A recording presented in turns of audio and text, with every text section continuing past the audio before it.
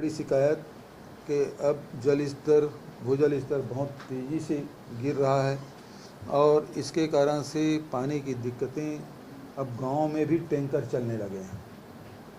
शहरों में टैंकर चलता था, हमने तो रायपुर को टैंकर मुक्त कराया था, लेकिन अब ग्रामीण क्षेत्रों में भी टैंकर का चलन शुरू हो गया है।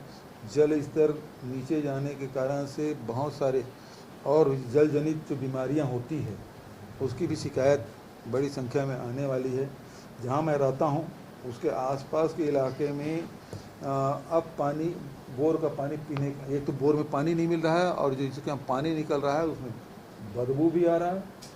और विधानसभा में भी उठा था, उसके बाद भी कोई ध्यान नहीं दिया जा रहा है। मतलब पूरा इंडस्ट्रियल एरिया जो कुम्हारी से लेके आपके सुपेला और जुनवानी और नेहरू नगर तक के ये जो पूरा इलाका है वो जहाँ जहाँ भी बोर पे आश्रित हैं, जहाँ नल पहुँच गया तो ठीक है, लेकिन जहाँ नल नहीं पहुँचा है वहाँ ये दूषित पानी केमिकल जो युक्त पानी है उसे पीने के लिए बाध्य हो रहे हैं और इसी कारण से बड़ी बीमारियां हो रही हैं। ये चिंताजनक बात है। शराब सस्ती हुई आपने पेट्रोल भी ₹1 कम होने से सस्ता है।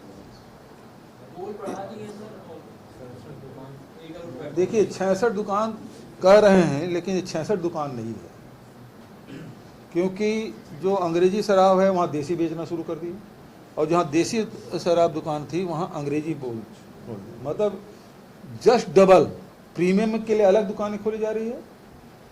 और ये केवल 66 दुकानें नहीं हैं, और हमारे मीडिया के साथी भी ये बोलते हैं कि 66 दुकान पर खुला है। 66 दुकान नहीं, यदि 700 दुकानें हैं तो 7 दूनी 1400 दुकान और ये 66 प्लस है, इतनी दुकानें खुल गई। क्योंकि अंग्रेजी में ही देसी और देसी में अंग्रेजी और प्रीमियम के लिए अलग। मेरे अपने विधानसभा में इस सरकार के आने के बाद तो 2 खुल गए हैं, 6 और खुलने वाले हैं। एक ही विधानसभा में 8 अभी, एक तो शराब दुकान है वो 2 किलोमीटर के अंदर में खुल गए।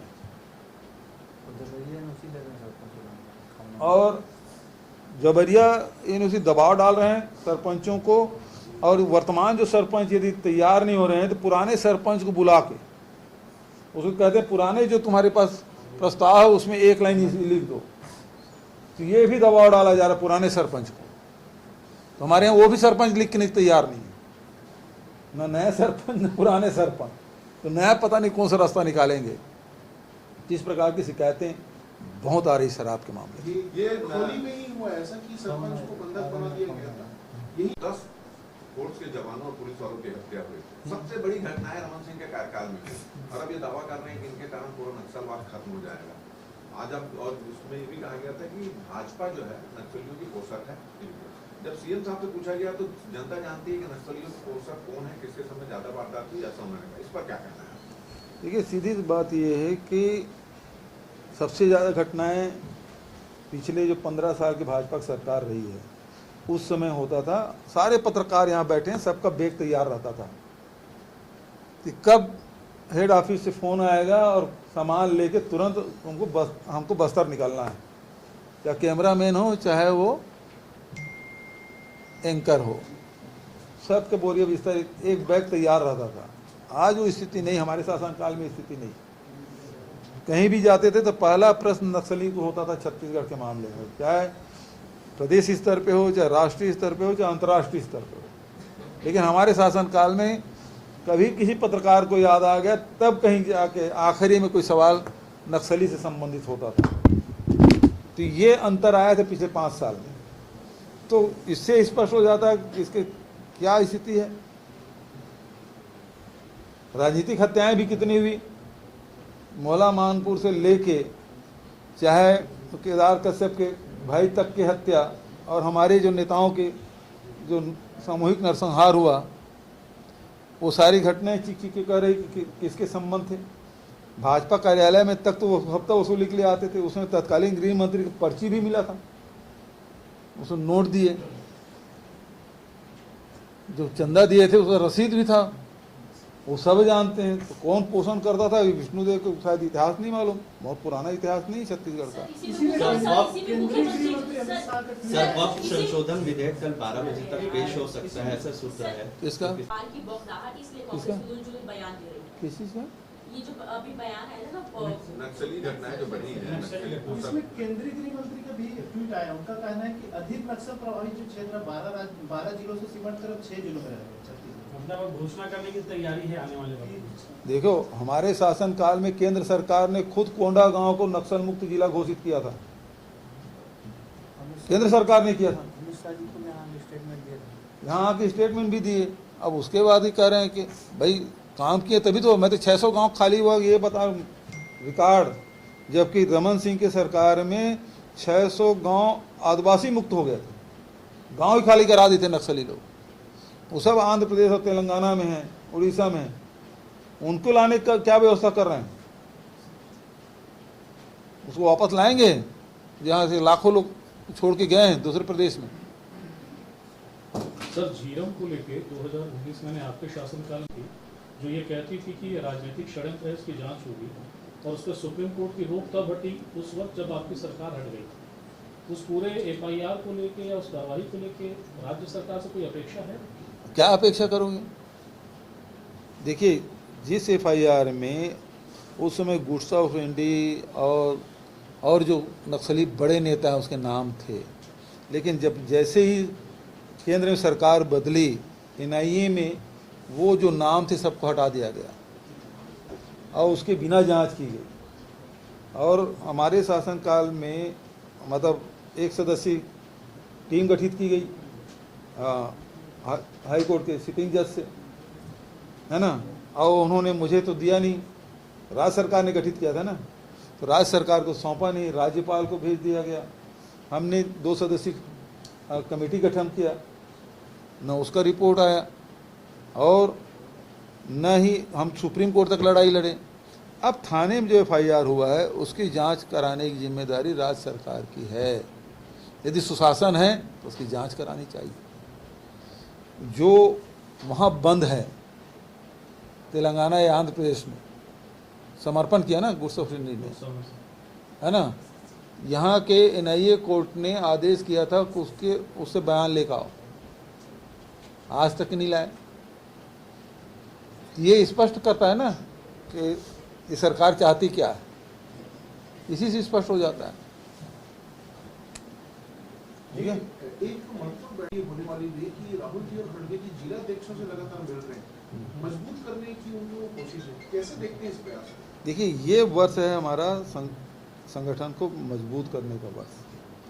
केवल इस वर्ष बिहार भर का चुनाव होगा, बचत कोई चुनाव जो चुनाव होगा फिर अगले साल होगा।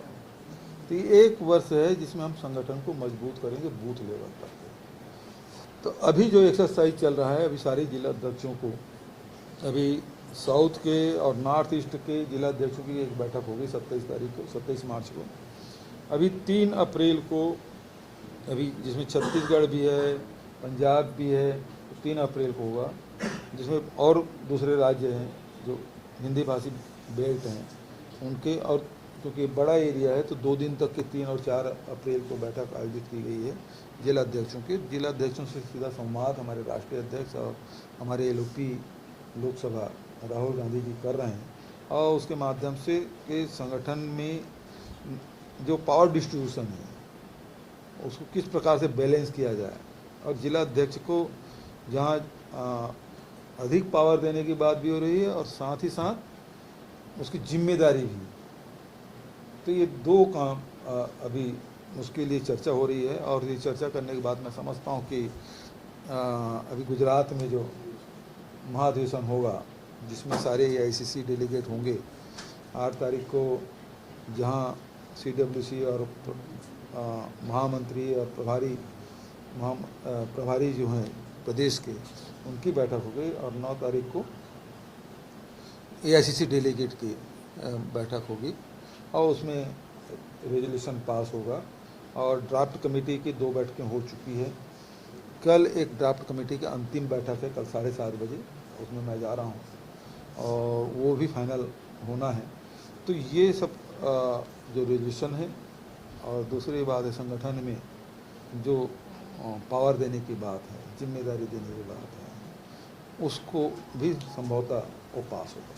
सर, बेंगलोर में कचरा संग्रहक शुल्क लगाया गया है, जिसमें प्रहलाद जोशी कह रहे हैं कि कर्नाटक सरकार देश के लिए कचरा बन गई है, राज्य सरकार कंगाल हो गई, दिवालिया हो गई है। जोशी जी को तो दिल्ली की चिंता करनी चाहिए, क्योंकि मनमोहन सिंह जी जब पद छोड़े तो 55 लाख करोड़ का कर्जा था और आज वर्तमान में ये 200 लाख करोड़ का कर्जा हो गया है। चिंता उसको दिल्ली की करनी चाहिए कि केंद्रीय नेता हैं वो, तो आखिर ये पैसा गया कहाँ, 150 लाख करोड़, उसकी चिंता करनी चाहिए।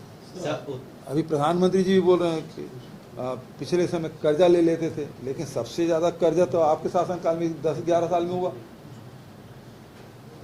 उससे बड़ा पूरे जितने भी नेहरू जी से लेके मनमोहन सिंह तक के 55 लाख करोड़ और अकेले मोदी की सरकार में 150 लाख करोड़।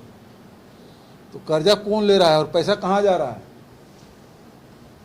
सर, उत्तराखंड के सीएम ने अरे 4 बाप जिलों रे के बाप, 11 रहने स्थान- दे। ये हालिया कार्यक्रम की बात आई, आपने विधानसभा में कहा कि जंगल, पानी, पर्यावरण सबका नुकसान है। उसके बाद बीजेपी ने सवाल उठाया है, अभी जब ये जानकारी पीसीसी की ओर से जारी हुई कि एक इनॉग्रेशन पहले हुआ था, दोबारा हो गया, वही सवाल बीजेपी की ओर से पूछा गया है कि तब भूपेश जी को याद नहीं था क्या कि जंगल का नुकसान होगा, पर्यावरण का नुकसान होगा, पानी का नुकसान होगा। बहुत बढ़िया बात आपने कही कि हमने तो 1300 मेगावाट का शिलान्यास किया और हमारे पास ज़मीन भी और कोल लिंकेज मतलब ACCL से थी, उससे है।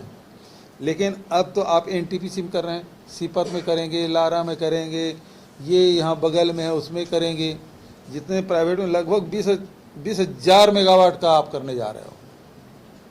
वो 1300 मेगावाट का है जिसे कोल लिंकेज ऑलरेडी है। गुमराह करने की कोशिश ना करे भाजपा, वो राज्य के हितों के लिए था और उसमें कोई अतिरिक्त नहीं था, न पेड़ कटाई होना था न कुछ, वो पहले से लिंकेज है हमारे पास। लेकिन ये जो 20,000 है ना, 20,000 मेगावाट का आप करेंगे तो उसके लिए कोयला कहाँ से आएगा, पानी कहाँ से आएगा, ज़मीन कहाँ है? ज़मीन तो ठीक है पहले एक्वायर कर लिए, उसमें एक्सपांसन कर रहे हैं आप, चाहे सीपत में हो, चाहे लारा में हो, चाहे ये रायखड़ा के पास है वो, या फिर उधर चांपा जांजगीर में है, उसके एक्सपांसन करेंगे, जगह के ठीक है, लेकिन कोयला कहाँ से आएगा, पानी कहाँ से मिलेगा? सवाल इस बात का है। ठीक है, थैंक यू। इतना अच्छा, सीबीआई ने बुलाया सर आपको बयान वगैरह के बाद? सबसे पहले तुम्हें पता चलेगा।